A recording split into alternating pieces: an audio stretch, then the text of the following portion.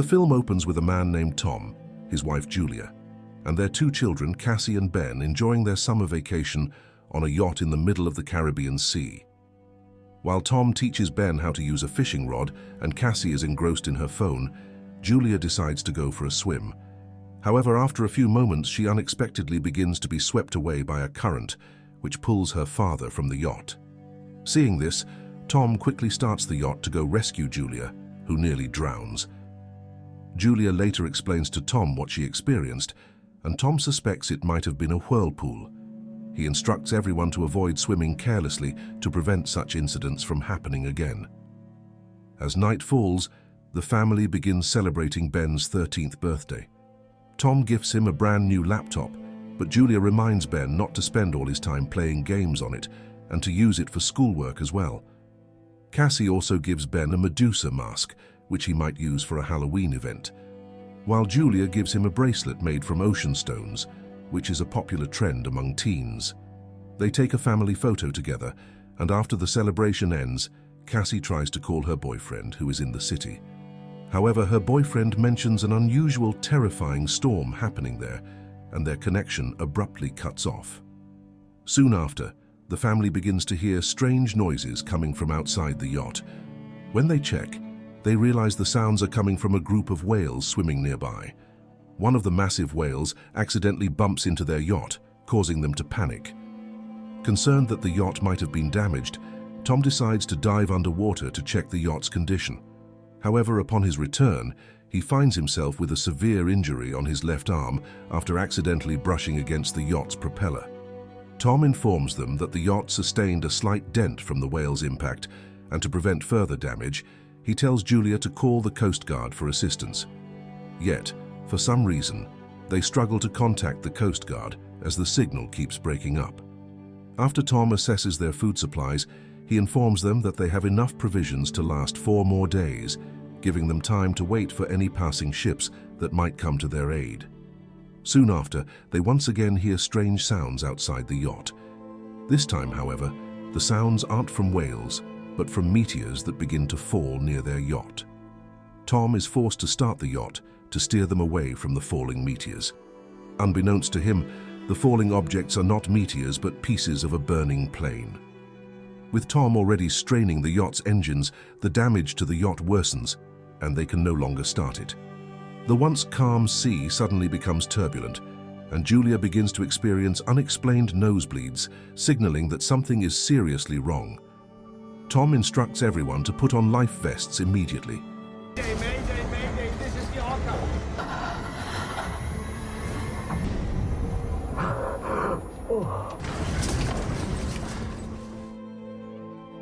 The next morning, when Tom and the others wake up, they are stunned to find their yacht stranded atop a mountain in the middle of an endless dry plain. They had been in the middle of the sea just hours before. Initially, they believed they might have drifted to an island, but after checking their location, Tom realizes they should still be in the ocean.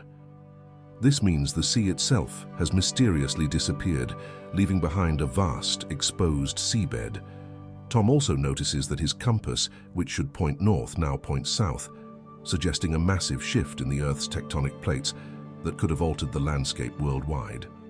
It appears this tectonic upheaval may have lifted the ocean floor to the surface, explaining the sudden disappearance of the water. Tom, however, is more worried about people on land, as they may now be submerged underwater, which could mean catastrophic loss of life. Cassie begins to cry, worried about her boyfriend's safety, while Ben seems unfazed, playfully flying a balloon and dancing on the rocks. Shortly after, Tom receives a radio call from a man named Now, the captain of a small submarine who survived the mysterious disaster because he was submerged when the water disappeared. Now tells them that all his communication with people on land has been cut off, making it impossible to reach anyone for help.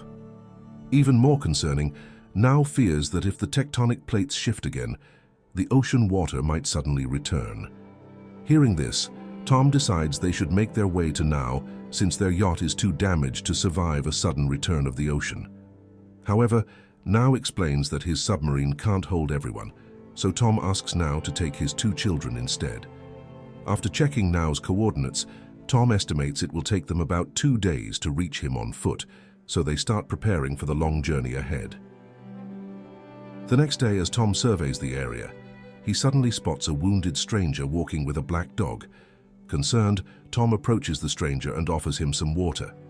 Initially, the stranger accepts Tom's help, but when Tom is off guard, the stranger unexpectedly attacks him, stabbing him fatally. Julia witnesses the scene and immediately rushes back into the yacht, urging her children to hide. When the stranger makes his way onto the yacht, he begins searching for Julia, who is hiding outside. During this, Julia manages to defend herself by fending off the stranger's dog, which enrages him once he realizes his dog is dead. Soon, the stranger captures Julia, but just as he attempts to harm her, Cassie fires a flare gun at him, inadvertently setting the yacht on fire. After Julia grabs their essential belongings, the yacht explodes. They have a brief moment to mourn Tom's body, but they are shocked to discover the stranger survived the explosion. Julia urges her children to flee before he catches up. After traveling a good distance, Julia suggests her children rest while she scouts for Now's location. During this time, Cassie blames her brother, speculating that the psychotic stranger might have spotted them because of the balloon Ben had previously released. Julia reassures Ben that it's not his fault and encourages them to stop blaming each other, emphasizing that they need to work together to survive these tough times. During their journey, Ben finds a stranded shark lying lifelessly due to the lack of water. When Julia looks behind, she's horrified to see the stranger still pursuing them. She urges her children to run before he catches up. After they've traveled a considerable distance, Julia notices Ben, who is exhausted, and tells him to take a drink. However, Cassie hadn't screwed the cap on tightly, causing most of their water to leak out, leaving very little for the three of them. Cassie and Julia argue, as Julia points out that Cassie never takes responsibility or apologizes for her own mistakes. Eventually, they make up and continue their journey onward. As night falls, they come across the wreckage of an old, rusted airplane. With nowhere else to take shelter, they decide to hide inside the plane and wait until morning. Inside, Cassie confides that she still can't believe their father is gone. To comfort her children, Julia shares a memory of how she met Tom. She recalls that at 22, while working as a doctor, she unexpectedly met Tom when he was rushed to her hospital in critical condition after his diving equipment malfunctioned during a coral research expedition. Tom stayed in the hospital for 3 days, and when he was discharged, he surprised Julia with a giant bouquet of flowers, sparking their relationship that eventually led to marriage. Julia reminds them that Tom often said every problem has a solution if they work hard enough, encouraging her children to stay united rather than blame each other to survive this ordeal. Later that night, while Cassie is off relieving herself, the stranger suddenly appears, trying to attack her, but Julia intervenes, unleashing all her anger at the man for causing her husband's death. The following morning, as they prepare to leave, they are startled to find the stranger body covered in claw-like gashes, as if ravaged by a wild animal. This discovery makes them cautious, realizing there may be unknown, dangerous animals lurking nearby. After walking for some time, Ben begins acting strangely, dunking his face into a muddy puddle in a desperate attempt to drink, showing signs of severe dehydration. Julia and Cassie try to strengthen Ben's resolve, but due to the intense heat, they decide to rest when they stumble upon a collection of old scattered seats. They use these seats to construct a temporary resting spot where they can recuperate for a while. As night falls, Julia suddenly wakes to a strange sound nearby. When she checks the source, she realizes they are being watched by a wild animal. She quickly urges Cassie and Ben to leave. They scramble toward a cargo ship nearby, where they see several crew members rushing into a container in fear of the predator. Julia tells her children to climb onto a container before the creatures reach them. It turns out that the animals chasing them aren't wolves or other large predators, but thousands of ravenous sea crabs that swarm over the crew inside the container. Julia suffers a severe leg injury from a crab claw during the attack.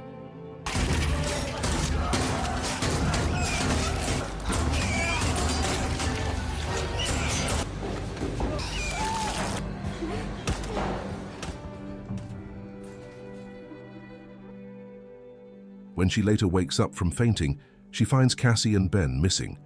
Checking the container, she is horrified to discover that all the crew members have been killed, their bodies shredded.